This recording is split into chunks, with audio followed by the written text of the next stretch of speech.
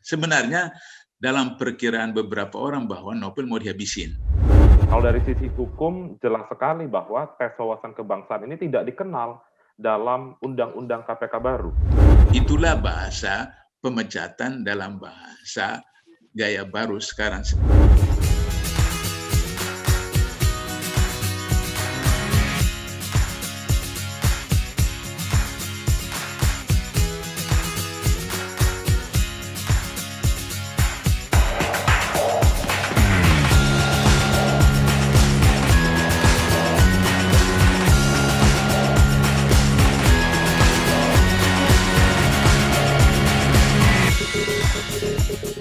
Assalamualaikum warahmatullahi wabarakatuh. Selamat berjumpa di Realita TV di acara Sarita Sarinya Berita. Nah, alhamdulillah ya, kini kita sudah 30 hari ini ya melalui bulan Ramadan dan saatnya merayakan hari kemenangan katanya.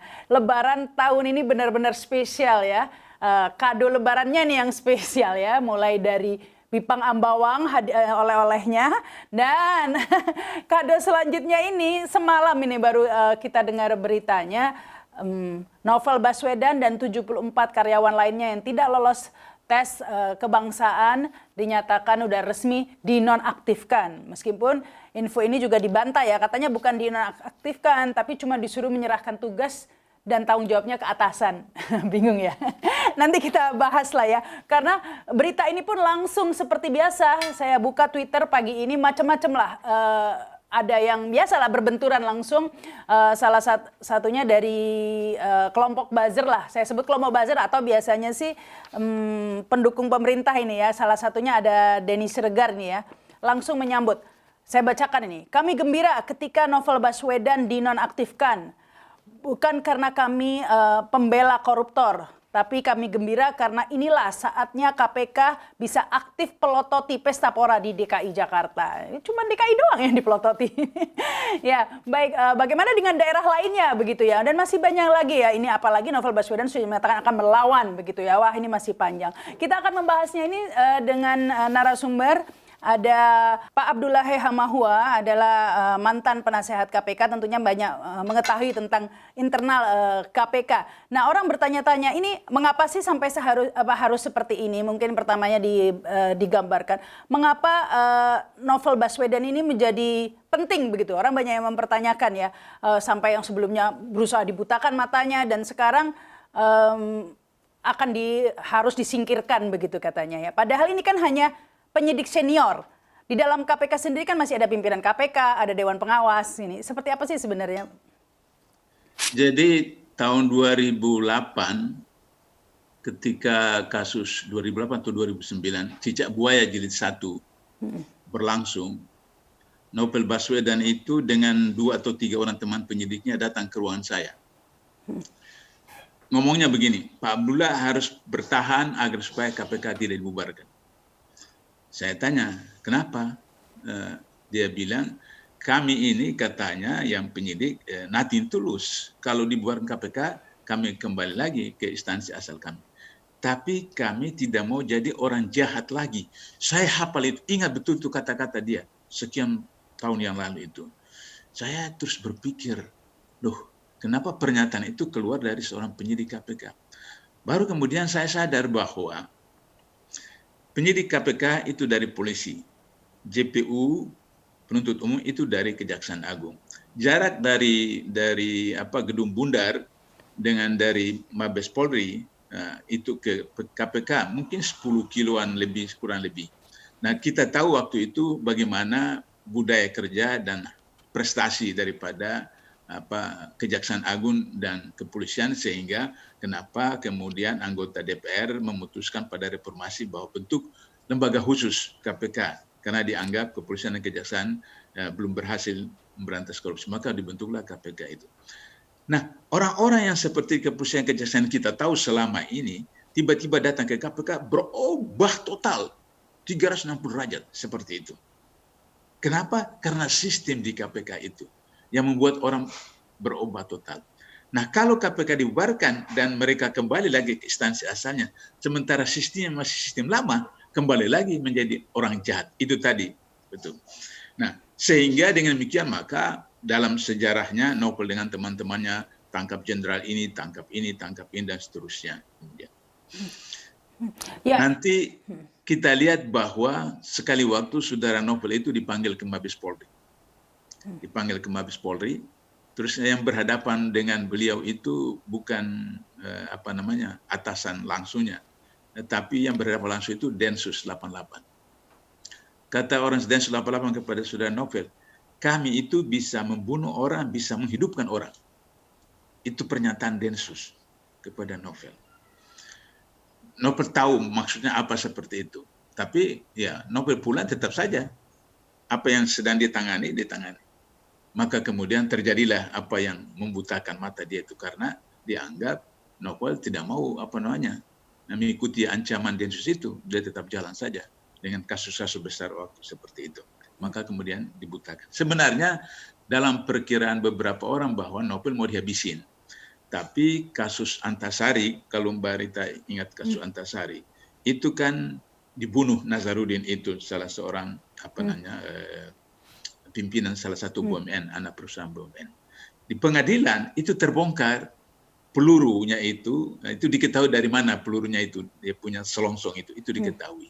Sehingga maka mereka ini mau membunuh Novel berpikir bahwa kalau itu dilakukan lagi sama dengan kasus Antasari maka akan ketahuan siapa sebetulnya. Maka dibutakan saja seperti itu. Iya, saya ingat itu almarhum Muknim Idris itu yang mengungkap bahwa sebenarnya selongsong pelurunya beda dengan yang dibawa di pengadilan begitu, dengan yang diotopsi.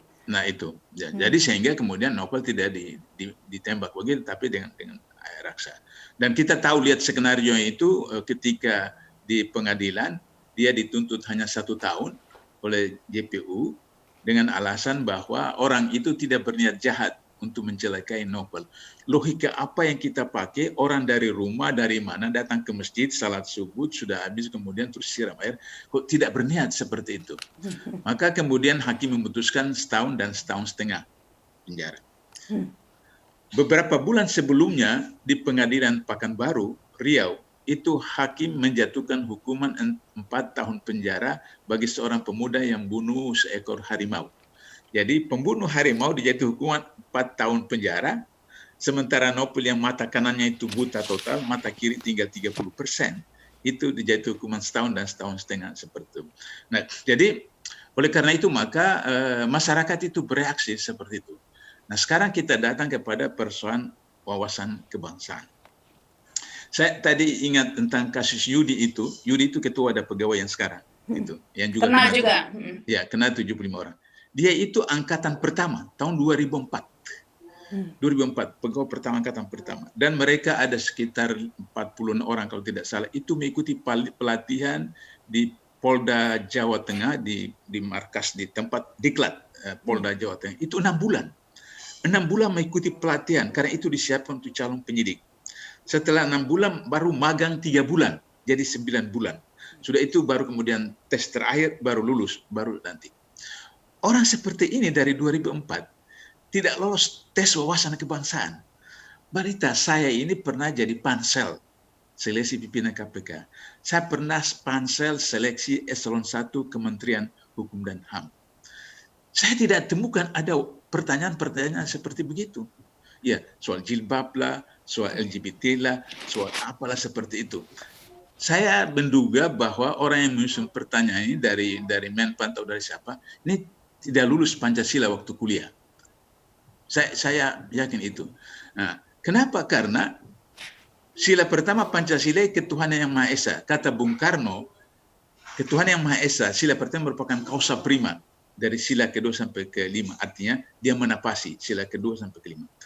Di dalam Undang-Undang Dasar 45 pasal 29 ayat 1 disebutkan negara berdasarkan atas ketuhanan yang Maha Esa.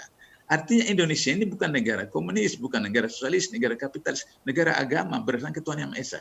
Ayat 2-nya mengatakan negara menjamin kebebasan setiap warga negara untuk melakukan agamanya dan melaksanakan ajaran agamanya itu. Jadi kalau orang Islam yang Pancasilais, satu hari dia sholat 5 kali. Orang Nasrani yang Pancasilais, setiap hari Ahad dia pergi ke gereja. Orang Hindu yang Pancasilais, dia pergi ke tempat, ke kuil, ke tepukun dan seterusnya.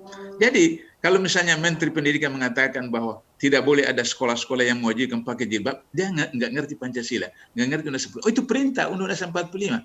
Bagi orang Islam, perempuan itu menggunakan jilbab. Bukan hanya kena perintah Quran, juga itu diabadikan di dalam Undang-Undang 45. Nah, sehingga saya lihat bahwa ini hanya ada alasan dalih untuk kemudian menyingkirkan orang-orang. Dan mereka dari 75 ini ada yang menangani kasus-kasus besar, sedang menangani kasus besar. Nah, lantas bagaimana kalau seperti itu? Nah, kemudian katanya ini cuma non-aktif, bukan pemecatan. Ya, non-aktif itu kan karena presidennya orang Jawa, maka kemudian pakai bahasa Jawa. Bahasa Jawa itu pecat itu non-aktif. Dalam sistem administrasi, non-aktif dulu.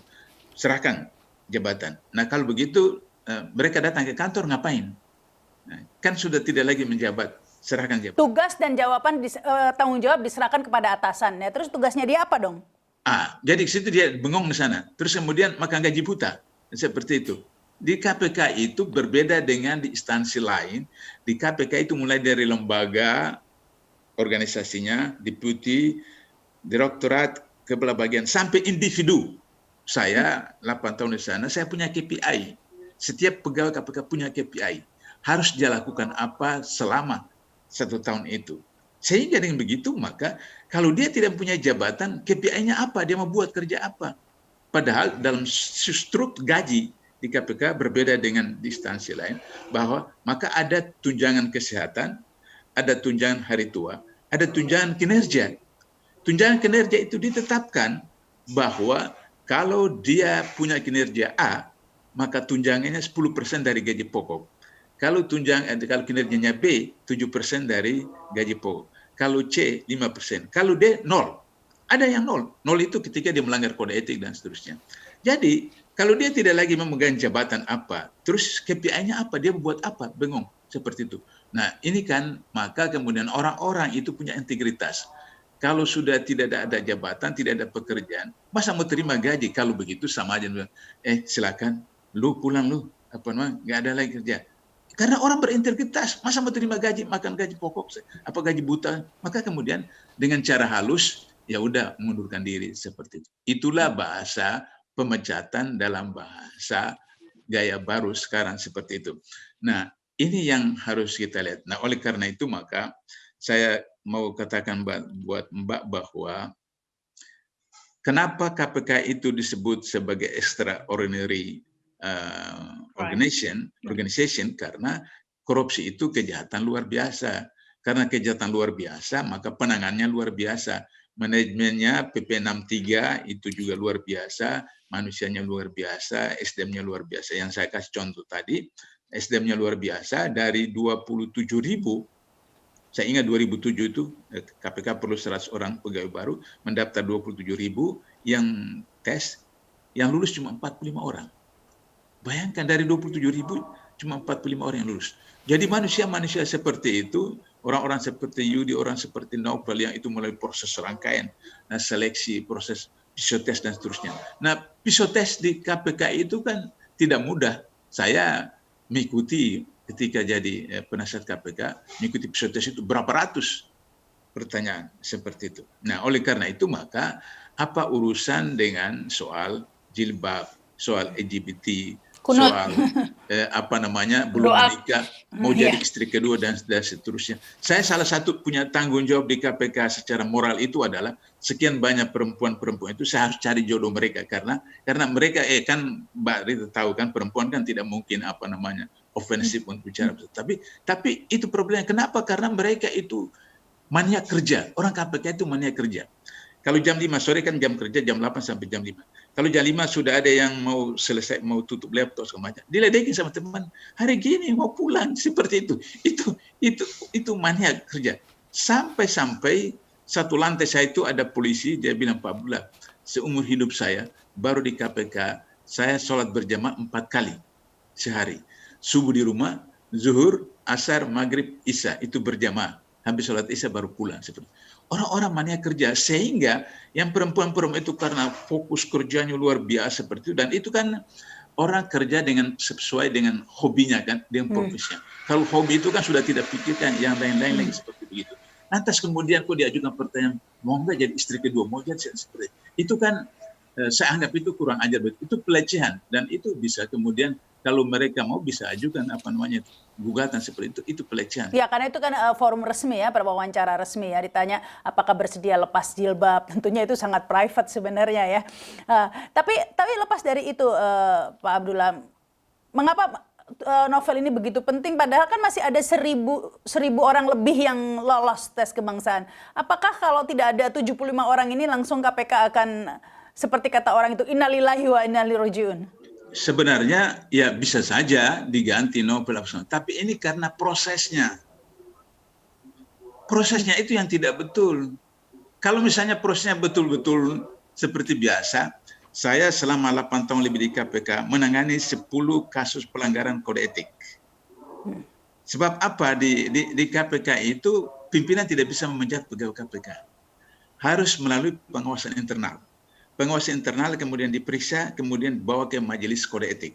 Majelis kode etik kemudian menyidangkan, memeriksanya. Setelah menemukan fakta bahwa bersalah, dijatuh hukuman, baru kemudian diserahkan kepada pimpinan. Baru pimpinan eksekusi, seperti itu. Jadi oleh karena itu maka, kalau prosesnya itu mengikuti manajemen SDM yang ada, mengikuti PP 63 yang ada di KPK, nggak ada persoalan. Baik. Tapi karena itu tidak mengikuti proses, lantas tiba-tiba menggunakan tangan luar pihak tertentu untuk menyingkirkan mereka. Ini yang menjadi pendekatan politis, bukan pendekatan hukum seperti ini. Sudah bergabung ya Kurnia Ramadana, peneliti ICW. Selamat bergabung nih Kak Kurnia. Ya, Mbak Rahma. Iya, ini soal sebelumnya kan sudah beredar ya spekulasi akan dipecat. Sekarang ini bukan dipecat, ini dinonaktifkan. Itu pun ada yang malah juga bukan dinonaktifkan, cuman disuruh menyerahkan tugas yang tanggung jawabnya ke atasan langsung. Nah ini kalau melihatnya seperti apa nih Kak Kurnia? Ya, sebenarnya sikap ICW sudah kita sampaikan kepada publik bahwa tes wawasan kebangsaan ini penuh dengan persoalan. Dan selain dari persoalan hukum, ada persoalan tentang substansi pertanyaannya. Kalau dari sisi hukum, jelas sekali bahwa tes wawasan kebangsaan ini tidak dikenal dalam Undang-Undang KPK baru.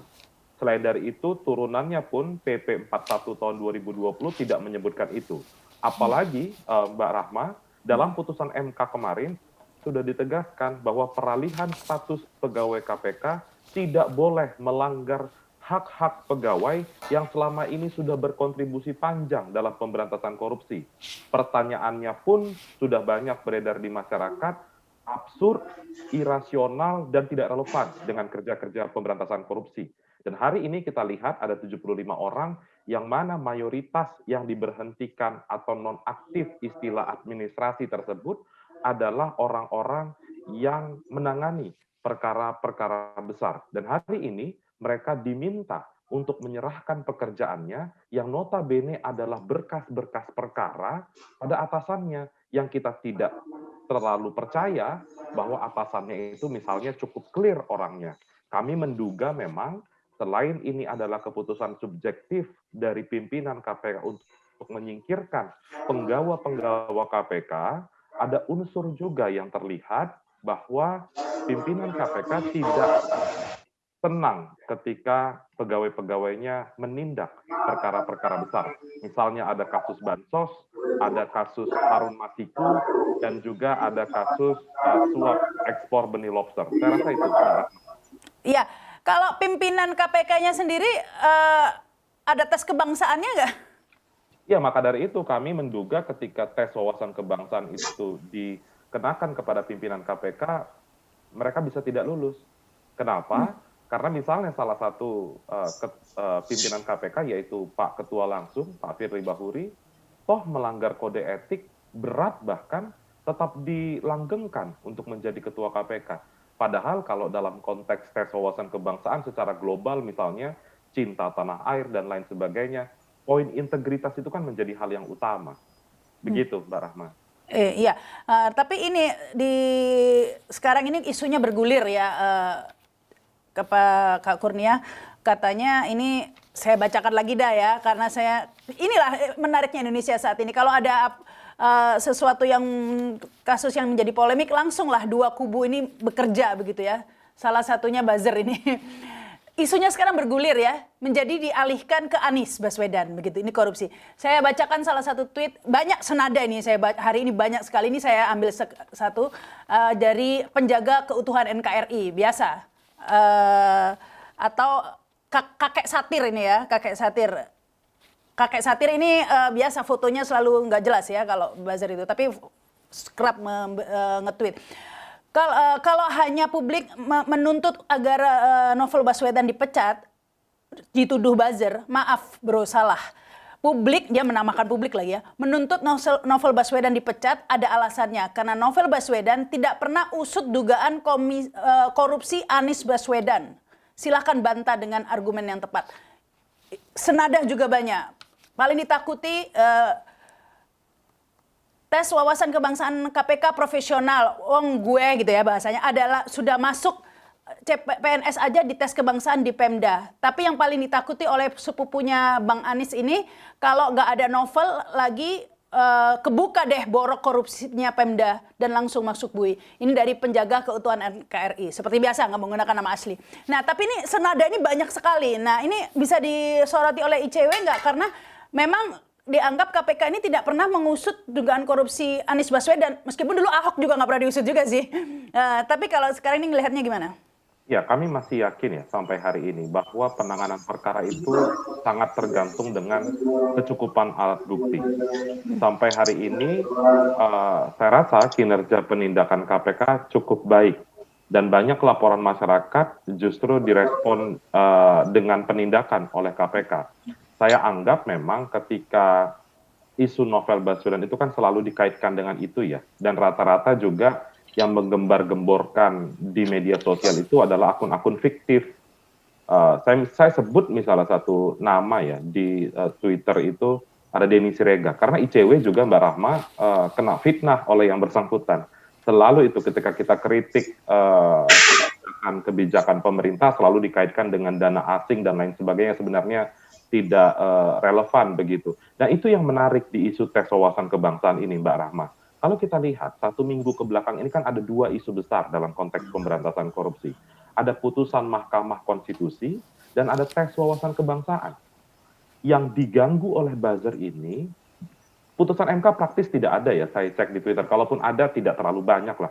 Tapi kalau tes wawasan kebangsaan ini langsung digoreng dengan hal sebagainya, sehingga berupaya untuk menggeser opini publik seakan-akan sebagaimana tadi Mbak Rahma sampaikan, padahal kami 100% tidak percaya hal tersebut ada di KPK. Dan mungkin Pak Abdullah pernah di KPK pasti bisa menjelaskan bahwa Satgas di KPK itu ada cukup banyak ya.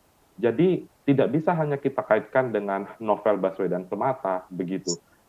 Dan Novel Baswedan juga saya rasa tidak punya kewenangan untuk memutuskan apakah laporan ini naik ke penyelidikan, naik ke penyidikan dalam ekspos. Kalau Novel tidak gabung di Satgas tersebut, Novel tidak punya akses untuk bisa memberikan pendapat dalam forum penanganan perkara. Saya rasa itu Mbak Rahma. Ya, ini mungkin disambung dengan Pak Abdullah ya, karena tuduhannya sudah mulai bergulir terus ya. Jadi biasa isunya nanti akan berbelok kemana-mana begitu ya. Orang Bipang Ambawang aja bisa berbelok ke Jipang begitu ya. Apalagi ini gitu ya, bisa berbelok ke Anies sekarang ini ya, tampaknya ke Anies Baswedan. Dan berbelok, ini sudah lama sih sebenarnya, ke Taliban begitu ya. Jadi banyak yang jangan-jangan sebentar lagi ada karangan bunga ini, selamat KPK telah membersihkan dari kelompok Taliban. Saya curiga sebentar lagi ada karangan bunganya ini. Ya, kalau Pak Abdullah melihat seperti apa? Jadi apa yang dijelaskan oleh Saudara Kurnia tadi itu memang seperti demikian, karena saya harus informasikan bahwa saya ini koordinator penyusunan SOP KPK dari 2006 sampai itu. Sehingga saya tahu bagaimana kerja dari satu unit dengan unit yang lain. Jadi saya mau berikan contoh. Kalau ada Direktorat Pengaduan Masyarakat, mereka dapat laporan. Kemudian ada indikator, maka tahap pertama itu mereka melakukan apa yang disebut dengan pull bucket, pengumpulan bahan keterangan. Pengumpulan bahan keterangan ini tidak pro justisia, hanya untuk menemukan bahwa ada atau tidak. Dan itu secure, jangankan orang luar, satu ruangan saja tidak boleh tahu, itu sure. sudah dapatkan informasi data, maka diserahkan ke Direktorat Penyelidikan, Penyelidikan. Nah, kemudian Direktorat Penyelidikan akan melakukan pro justisia, yaitu sesuai dengan KUHP, penyelidikan adalah menemukan ada peristiwa pidana atau tidak. Sesudah itu maka di dalam penyelidikan itu ada satgas. Nah, satgas itu ada 3 orang, ada 5 orang, ada beberapa orang. Jadi bergantung dari besar kecil kasus. Jadi seperti disebut oleh Saudara Kurnia tadi, kalau misalnya orang tidak masuk dalam satgas, dia nggak bisa ikut rapat campur, nggak bisa seperti itu. Saya sudah pernah beberapa kali ketika saya sudah luar KPK, saya WhatsApp saudara Nopel bahwa ini ada kasus di Papua begini, gimana ini? Orang dari Papua lapor ke saya. Dia bilang, maaf Pak, saya tidak masuk dalam Satgas, jadi saya tidak bisa. Lebih baik Pak Abdullah kirim langsung ke Dewan Pengawas untuk bisa kemudian pengawas. Itu SOP karena saya koordinator supaya jadi saya tahu betul bagaimana tugas setiap orang itu. Nah, kalau di Satgas sudah ditetapkan bahwa ada 2 alat bukti yang meyakinkan, maka ditetapkan status penyidikan, dinaikkan ke direktorat gelar perkara, sama dapat naikkan ke deputi sama naik ke pimpinan. Dalam kasus tertentu saya diundang. Kalau sudah, maka kemudian baru tetapkan jadi tersangka, dan kemudian penyidik atas nama pimpinan komisaris menerbitkan surat perintah penyidikan. Saya mau jelaskan buat Mbak Rahmat tentang kasus gelar perkara di mana ketika direktur penuntutan tidak setuju, itu tidak jadi. Satu kasus tahun 2009 kalau tidak salah. Saya diundang, semua deputi hadir. Dan kemudian diputuskan bahwa tersangka penyidikan. Tapi salah seorang pimpinan kemudian baru sadar, direktur penuntutan umum tidak ada. Maka dia sadar dan cari direktur penuntutan umum, dipanggil, datang. Setelah itu kemudian beliau datang, kemudian ditayangkan lagi.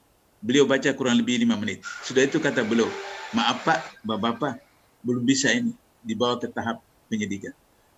Coba Mbak Rahma bayangkan, semua sudah setuju, tapi direktur penuntutan umum tidak setuju karena alasannya belum memenuhi persyaratan yang qualified, maka kemudian tidak. Teman yang di sebelah saya mengatakan, kenapa harus dibatalkan? Kan semua sudah setuju.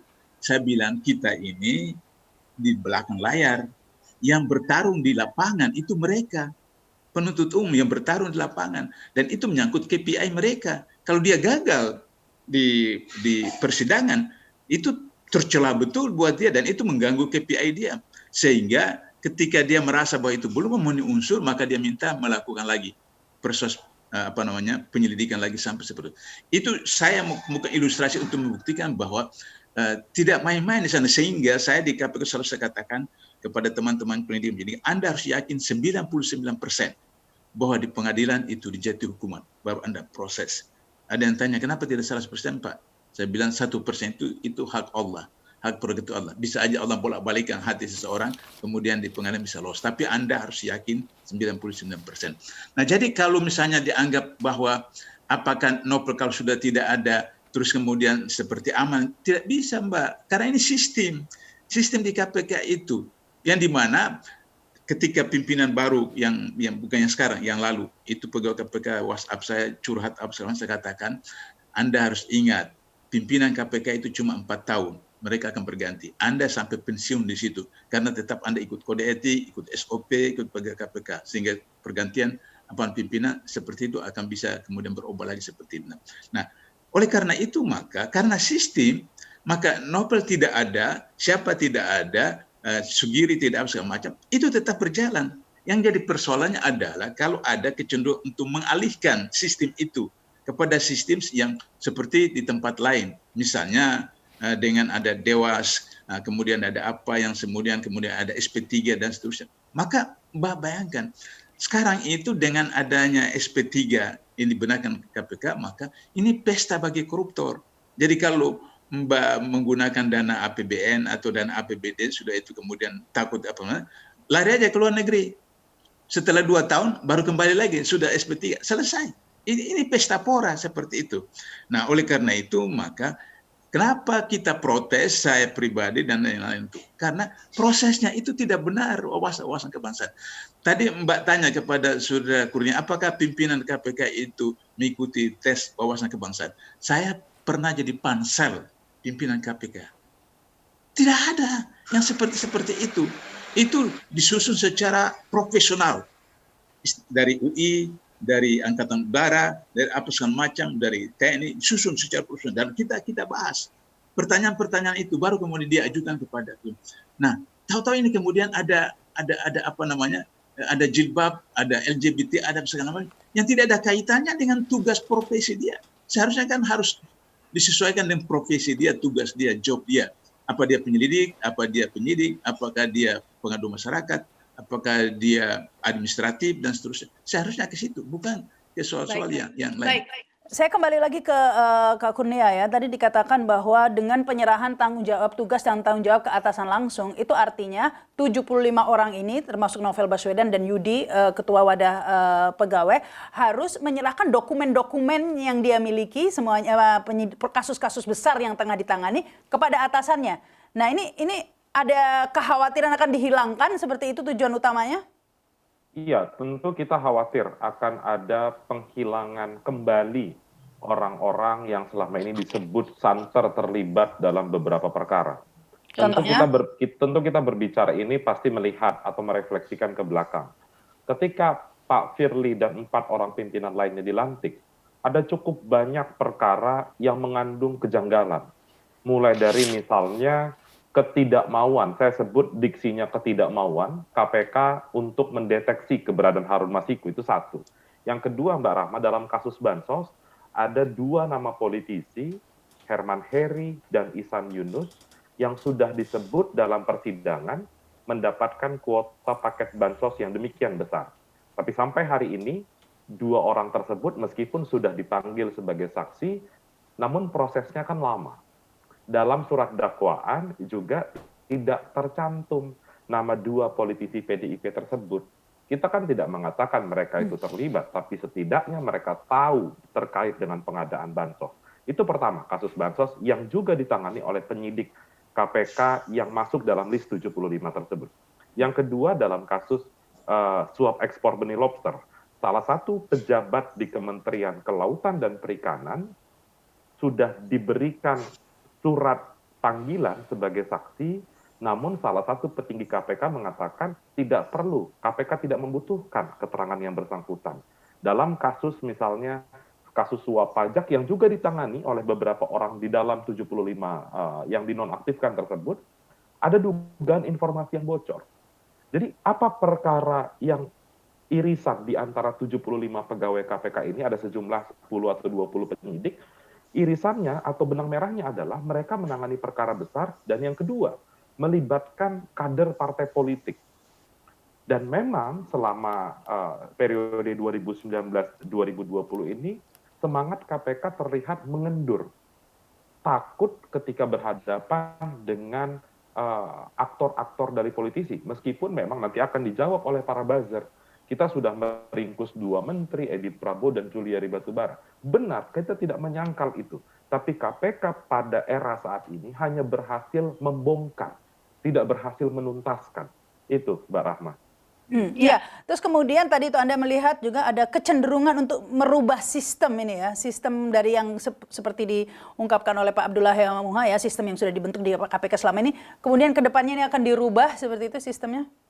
Ya, kami sebenarnya melihat problem KPK hari ini ada dua sisi ya. Satu dari sisi pimpinannya, tadi sudah banyak kita ulas. Yang kedua dari undang-undang KPK baru, yang mana independensi KPK semakin terkikis, padahal itu modal utama bagi lembaga pemberantasan korupsi, yang mengakibatkan seluruh turunan dari undang-undang KPK baru itu diatur oleh pemerintah, dan itu yang sangat kita khawatirkan.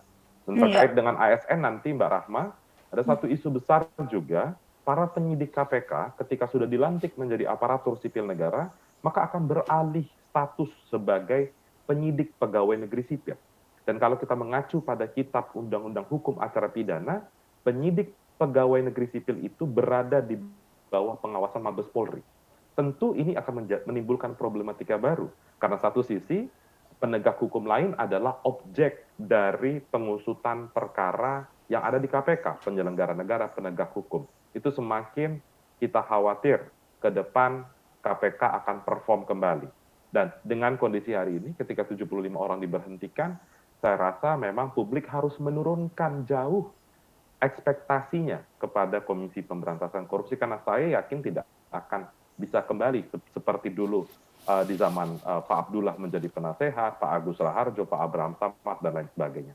Ya, yang terakhir ini mungkin Novel Baswedan sudah merespon ya bahwa dia dan teman-teman akan melawan keputusan ini. Komentar Anda? Ada banyak sebenarnya upaya hukum yang bisa ditempuh oleh teman-teman yang diberhentikan paksa oleh pimpinan KPK tersebut. Mulai dari gugatan PT UN, ada ombudsman, dan bahkan bisa melakukan uji materi terhadap Perkom 1 2021 yang memasukkan tes wawasan kebangsaan tersebut sebagai salah satu syarat untuk menjadi aparatur sipil negara. Saya rasa itu harus diambil untuk menunjukkan bahwa ada permasalahan serius dari sisi regulasi ketika pimpinan KPK memaksakan memberhentikan dengan dalih tidak lolos dalam tes wawasan kebangsaan. Saya rasa itu. Kalau dari publik sendiri ya, karena ini buzzer juga mengatasnamakan publik ya, tapi ICW misalnya salah satu publik juga ini ICW, apa yang dilakukan ya? Ya, kita pasti akan mengawal isu ini ya. Bahkan tidak menutup kemungkinan kami juga akan bergabung dalam tim hukum dari 75 pegawai KPK yang dinonaktifkan tersebut. Dan kita bisa lihat Mbak Rahma, kalau buzzer itu mengklaim publik, meskipun kita tidak tahu publik yang mana karena mereka akun fake semua rata-rata, kemarin itu ada sangat banyak dukungan untuk KPK, terutama ketika putusan Mahkamah Konstitusi ataupun dalam tes wawasan kebangsaan. ICW kemarin bekerja sama dengan dan Koalisi Masyarakat Sipil mengajak 72 guru besar dari seluruh universitas di Indonesia, dan nama-namanya jelas, orangnya bukan robot seperti buzzer. Itu bisa dilihat bagaimana sikap mereka terhadap KPK, bagaimana mereka menunjukkan ketidaksepakatannya dengan praktik negara hari ini ketika merubah regulasi undang-undang KPK dan memasukkan pimpinan KPK bermasalah dengan segala kontroversinya. Tokoh-tokoh agama sudah banyak berbicara, bahkan Mbak Rahma, sekarang ada banyak sekali protes dari tokoh-tokoh aktivis perempuan, yang mana salah satu pertanyaan dalam tes wawasan kebangsaan itu sangat clear sekali saya rasa melecehkan kaum perempuan. Itu menjadi permasalahan yang cukup serius, yang saya rasa buzzer pun kewalahan untuk menanggapi isu tersebut. Itu Mbak Rahma. Buzzer sih ada aja kadang-kadang. Ya terakhir ini silakan Pak Abdullah Hehamongo, mungkin seandainya ada yang disampaikan kepada teman-teman yang terkena 75 itu ya, yang ingin yang dinonaktifkan. Saya lihat ini soal political will dari pemerintah, soal pemberantasan korupsi. Saya anggap pemerintah tidak punya keseriusan untuk memberantas korupsi.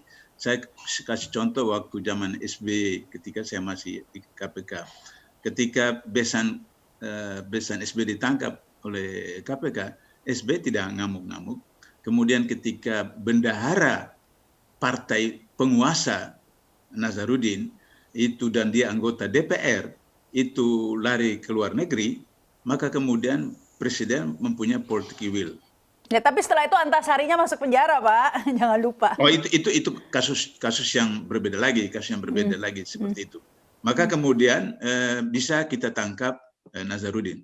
Tapi Harun Masiku bukan tokoh, bukan pejabat, hanya calon pengganti biasa.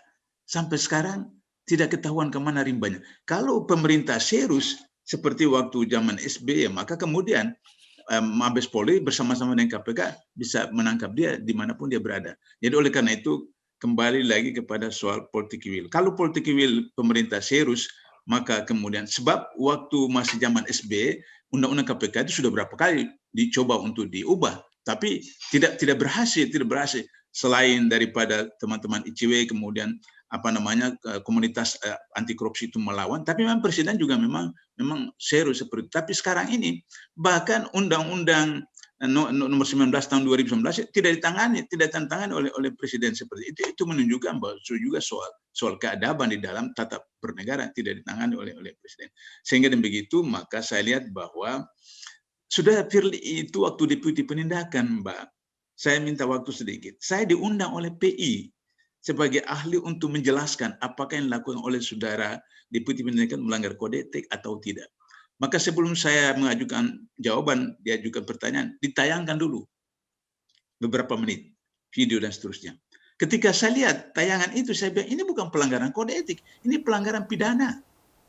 Pelanggaran pidana. Nah, bagaimana dalam Undang-Undang KPK, Undang-Undang Tindak Korupsi, orang KPK tidak boleh berhubungan dengan tersangka, saksi, calon tersaksi, dan keluarganya terhadap kasus. Nah, beliau 2 kali ketemu dengan orang ini yang sedang diawasi oleh KPK. Maka kemudian datanglah ke majelis kode etik. Dijatuh hukuman. Tadi saudara Kurnia sudah kan, dijatuh hukuman. Tapi yang eksekutor hukuman itu kan bukan majelis kode etik. Majelis kode hanya memutuskan, merekomendasikan ke pimpinan. Sebelum dieksekusi oleh pimpinan, ditarik oleh instansinya. Kemudian jadi Kapolda di Sumatera Selatan. Sehingga ketika beliau ikut seleksi, sampai di DPR, pimpinan KPK mengirim surat resmi kepada Komisi 3. Bahwa ini calon bermasalah, melanggar kode etik dan seterusnya. Dan dijatuhkan sanksi. Tapi ternyata semua anggota Komisi 3 memilih dia. Berarti ada rekayasa, ada skenario intervensi dari pihak tertentu agar supaya orang ini jadi pimpinan sehingga kemudian apa yang dijelaskan oleh saudara Kurnia tadi seperti hari ini. Jadi bukan saya membela Yudi, bukan saya membela Giri, bukan saya membela Novel Baswedan, tapi prosesnya itu. Kalau prosesnya itu sesuai dengan undang-undang, sesuai peraturan, oke, silakan saja seperti itu. Itu Mbak. Iya. Dan orang yang bermasalah itulah yang melakukan tes kebangsaan terhadap personil lainnya, 75 orang lainnya. Tentu saja ini banyak yang meragukan kemudian ya. Baik, terima kasih Pak Abdullah Hamuhua, terima kasih Kurnia Ramadana, dan terima kasih juga yang telah menyaksikan tayangan ini. Pastinya setelah ini semakin ramai ini ya medsos. Seperti biasa akan ada 2 kubu yang menyayangkan KPK segera ya memasuki masa-masa inilah dikatakan berkabunglah untuk KPK, tapi di sisi lain pasti ada yang mengucapkan selamat KPK dibersihkan dari Taliban. Nah, KPK macam-macam lah ya. Buzzer terus semangat kerja, demikian juga yang kubu lainnya. Ya, kita tentunya berharap agar negara ini tidak menjadi negara koruptor begitu ya. Baik, saya Rahma Sarita, terima kasih. Wassalamualaikum warahmatullahi wabarakatuh. Sampai jumpa. Waalaikumsalam warahmatullahi wabarakatuh.